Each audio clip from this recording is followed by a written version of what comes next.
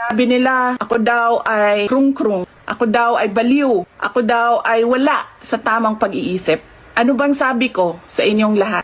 Psychological test, kahit ano yan, neuropsychiatric test, kahit anong pang test yan. Dagdagan ko pa ng drug test, pero dapat magpa-drug test ang lahat ng mga nagtatrabaho sa Office of the President, sa Office of the Vice President, sa lahat ng opisina ng Senado, sa lahat ng opisina ng House of Representatives, sa lahat ng departamento ng ating bayan, ng ating pamahalaan.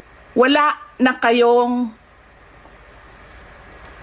mapuna sa akin. Pinagtatakpan ninyo ang mga kakulangan ng pamahalaan. Ako ang ginagawa ninyong punching bag para hindi napapansin, nakikita, naririnig ng mga tao ang kalokohan, ang korupsyon, at ang katiwalian na ginagawa sa gobyerno.